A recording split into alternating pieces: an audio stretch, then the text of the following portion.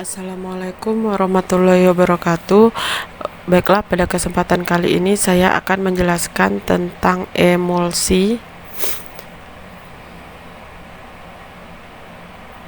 Jadi pengertian dari emulsi adalah, sebentar saya aktifkan dulu pointernya. Oke.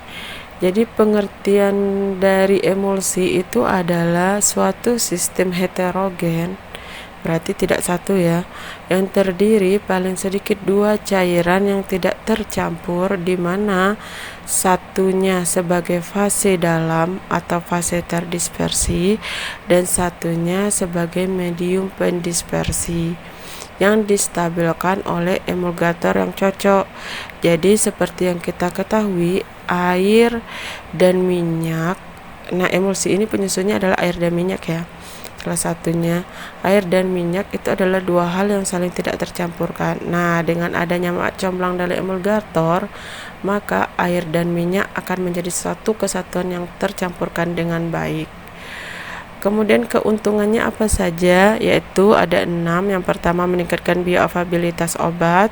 Yang kedua, mempermudah kontrol obat. Ketiga, memberikan perlindungan terhadap obat yang rentan terhadap oksidasi dan hidrolisis. Yang keempat, itu menutupi rasa tidak enak karena bentuknya sirup. Yang kelima, itu sediaan topikal, biasanya efeknya lebih emulien atau melembutkan karena di sana ada kandungan minyak ya. Jadi dia lebih melembutkan dibandingkan sediaan lainnya. Kemudian pemberian makanan berlemak dalam bentuk intravena. Jadi kalau seandainya ini untuk kondisi pasien khusus yang tidak sadarkan diri dan membutuhkan makanan yang mengandung lemak, jadi bisa kita gunakan emulsi ini untuk diberikan ke pasien. Apa saja tipe-tipenya? Ada 2, yaitu yang pertama tipe air dalam minyak atau oil in water, di mana emulsi ini adalah butiran minyaknya yang tersebar di dalam air. Jadi butiran minyak yang tersebar ke dalam air. Jadi minyaknya fase internal, airnya fase eksternal.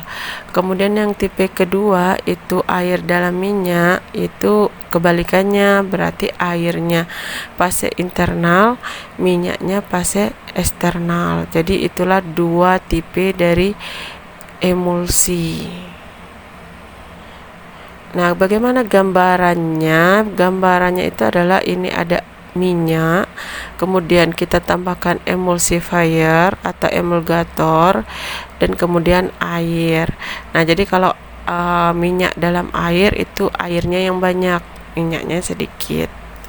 Kemudian yang air dalam minyak itu air, emulgator, dan minyak. Kemudian dilakukan pengadukan, maka airnya sedikit, minyaknya yang banyak. Ini air dalam minyak. Jadi seperti itu ya gambaran dari sediaan emulsi.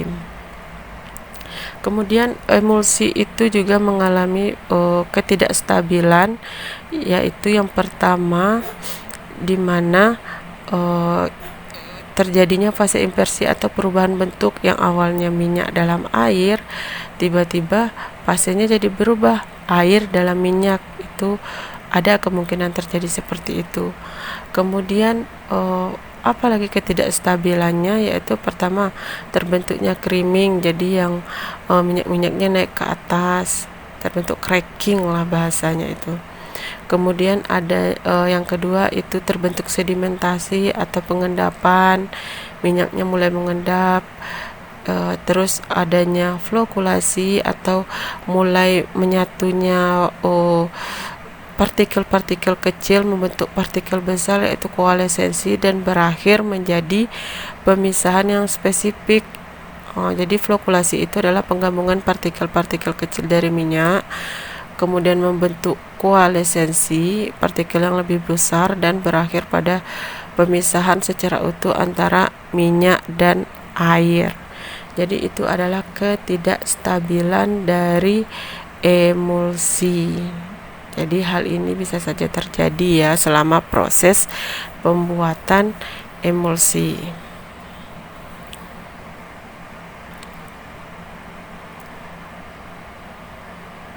Kemudian teori terbentuknya emulsi itu ada 4, yaitu teori tegangan permukaan, kemudian teori film plastik, terus teori orientasi bentuk baji, dan teori lapisan listrik lengkap. Jadi teori tegangan permukaan, jadi di sini artinya teorinya adalah emulgator sebagai penurun tegangan permukaan, sehingga dua jenis cairan bisa menjadi tercampurkan dengan baik. Kemudian bagaimana dengan teori kedua, yaitu teori film plastik? Di sini emulgatornya berperan sebagai pembungkus fase internal. Terus yang ketiga yaitu teori bentuk baji. Ini didasarkan pada kelarutan selektif emulgator yang digunakan.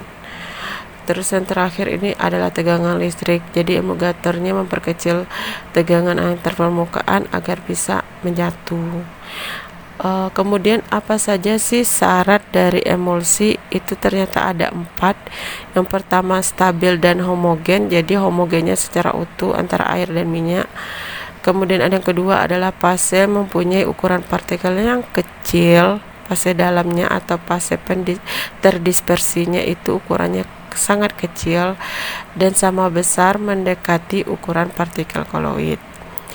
Terus yang ketiga, syarat emulsi itu tidak terjadi creaming atau cracking, artinya tidak terjadi ketidakstabilan dari emulsi itu sendiri, tidak hanya creaming dan cracking ya. Kemudian dapat diterima. Setelah itu bahan pembuatan emulsi itu ada beberapa, yaitu pertama bahan aktif, kemudian minyak, setelah itu emulgator. Nah, emulgator ini ada beberapa macam. Yang pertama karbohidrat, yang kedua protein, ketiga alkohol molekul tinggi, yang keempat zat pembasah kationik, yang kelima zat padat terbagi halus. Jadi itu adalah bahan pembuatan emulsi. Selain itu, dia juga membutuhkan pengawet. Kenapa? Karena ada air dan ada minyak, sehingga untuk mencegah pertumbuhan mikroba. Kemudian ada antioksidan dan humektan untuk mencegah oksidatif, sedangkan humektannya untuk mencegah penguapan air. Kemudian metode pembuatan emulsi itu ada 3 tekniknya. Yang pertama gom basah, gom kering, dan botol Forbes. Kalau gom basah itu berarti gom dicampur dengan air baru dilakukan pencampuran yang lainnya secara perlahan. Sedangkan gom kering itu adalah pencampuran gom dengan minyak, kemudian baru dicampurkan dengan zat lainnya. Sedangkan botol Forbes itu proses pembuatannya menggunakan botol. Jadi pengocokannya, pembuatan dari emulsi itu menggunakan botol, pencampuran dari gom dan lain-lainnya. Oke, baiklah, demikianlah penjelasan dari saya. Semoga bisa dimengerti. Jika ada pertanyaan silahkan tanyakan di grup WhatsApp kita. Saya akhiri. Assalamualaikum warahmatullahi wabarakatuh.